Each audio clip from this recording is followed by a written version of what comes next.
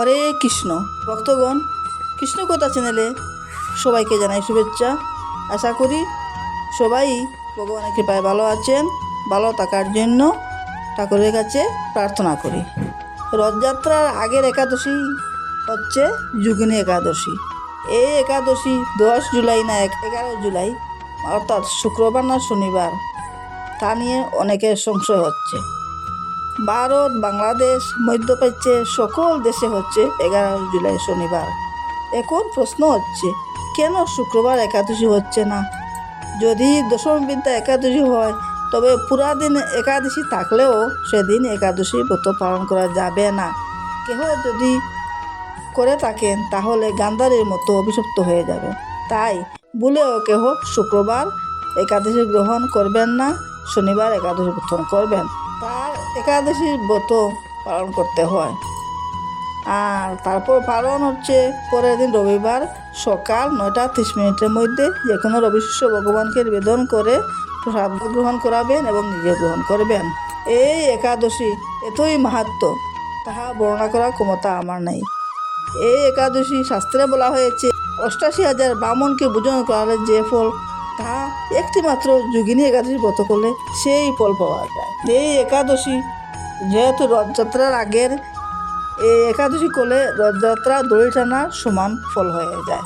একাদশীর আগের দিন রাত্রে নিরামিষ ভোজন করবেন এবং আহারের পর দন্তমাজন করে নেবেন। রাতে একাদশীর দিন খুব ভোরে ভোরে উঠে ব্রাহ্মমতে স্নান করবেন এবং গঙ্গা জলে স্নান করতে হয়। গঙ্গা জল যাদের নাই, নদীর যাদের কাছে নাই, তারা কী করবেন? স্নানের জলে গঙ্গা জল মিশিয়ে অথবা গঙ্গা গঙ্গা বলে স্নান করবেন। স্নানের পর ভগবানকে জাগিয়ে মঙ্গলারতি করবেন। এই দিন বেশি বেশি হরিনাম জপ করবেন, দুপুরে গীতা পাঠ করবেন। অনেকে ডিউটিতে ব্যস্ত থাকেন, তাই আসার পর রাত্রে নিজের শরীরের শুদ্ধতা বজায় রেখে তারপর গীতা পাঠ, নাম কীর্তন ইত্যাদি করবেন। সম্ভব হলে রাত্রি জাগরণ করবেন। রাত্রি জাগরণ করতে না পারলেও কমপক্ষে রাত্রি 12টা পর্যন্ত জাগরণ করে তারপর পরের দিন ব্রাহ্মমুহূর্তে উঠে স্নানাদি ক্রিয়া করে নির্দিষ্ট সময়ের মধ্যে পালন করবেন বলি যোগিনী একাদশীর ব্রত মাহাত্ম্য। যুধিষ্ঠির বললেন, হে বাসুদেব, আষাঢ় মাসের কৃষ্ণপক্ষিয়া একাদশী মাহাত্ম্য আমাকে কৃপা করে বলো। শ্রীকৃষ্ণ বললেন, হে মহারাজ, সকল পাপ বিনাশিনী এবং মুক্তিপ্রদ এই উত্তম ব্রতের কথা বলা হয়েছে, তা আপনি শ্রবণ করুন। আষাঢ় মাসে কৃষ্ণপক্ষিয়া একাদশী যোগিনী নামে খ্যাত।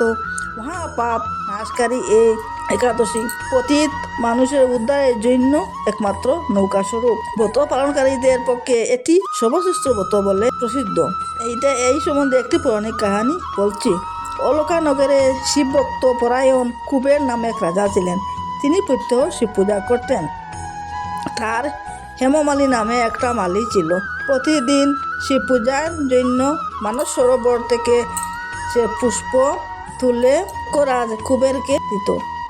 বিশালক্ষী নামে হেমমালীর একটা পরমা রূপবতী পত্নী ছিল। সে তার সুন্দরী পত্নীর প্রতি আসক্ত ছিল। একদিন সে তার স্ত্রীর প্রতি কামাসক্ত হয়ে পড়ল। রাজভবনে যাওয়ার কথা ভুলেও গেল সে। বেলা দুপুর অতীত হলো, অর্চনের সময় চলে গেছে দেখে রাজা ক্রুদ্ধ হয়ে বললেন, মালির বিলম্বের কারণ এর জন্য একটি দূত প্রেরণ করলেন। দূত এসে রাজাকে বললেন সে গৃহে তার স্ত্রীর সঙ্গে আনন্দে মত্ত।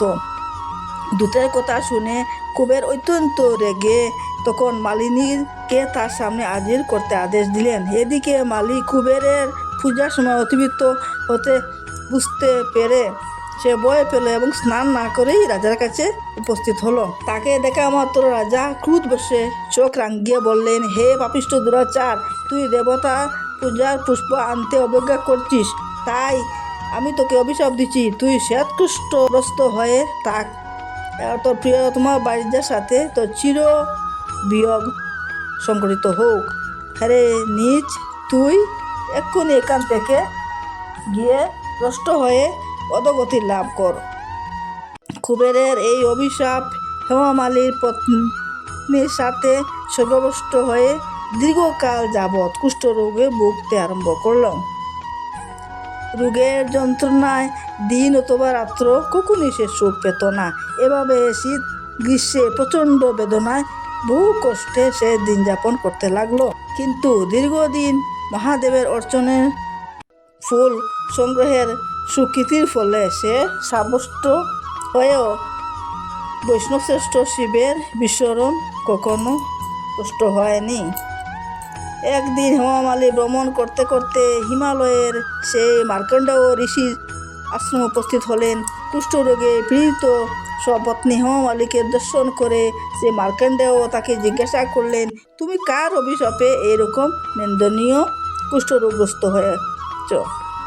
সে উত্তরে বলল, হে মুনিবর, রাজা ধনকুবেরের আমি ভৃত্য ছিলাম। আমার নাম হেমামালী। আমি প্রত্যহ মানস সরোবর থেকে ফুল তুলে শিব পূজার জন্য রাজাকে দিতাম, কিন্তু দুর্ভাগ্যক্রমে একদিন স্ত্রীর মনোরঞ্জন হেতু কামাসক্ত হওয়ায় সেই ফুল তুলতে বিলম্ব হলো। রাজার অভিশাপে এইরকম দুর্দশাগ্রস্ত হয়েছি। পরোপকারেই সাধুসঙ্গের স্বাভাবিক ধর্ম। হে ঋষিশ্রেষ্ঠ, আমি অত্যন্ত অপরাধী, কৃপা করে আমাকে প্রসন্ন হন। তখন দয়ার্থ চিত্ত মার্কণ্ডেয় মুনি বললেন, হে মালি, তোমার মঙ্গলের জন্য শুভ ফল প্রদানকারী এই একটি ব্রতের কথা বলছি।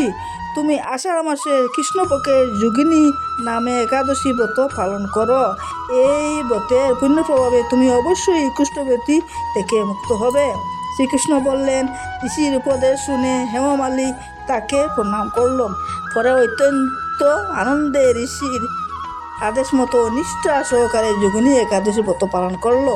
এইভাবে হেমমালী সমস্ত রোগ থেকে মুক্ত হলো এবং পত্নীসহ সুখে দিন যাপন করতে লাগলো। হে মহারাজ যুধিষ্ঠির, আমি আপনার কাছে এই ব্রতের উপবাসের মহিমা গুণ কীর্তন করলাম। এর ব্রত পালনে ৮৮,০০০ ব্রাহ্মণকে ভোজন করানোর ফল লাভ হয়।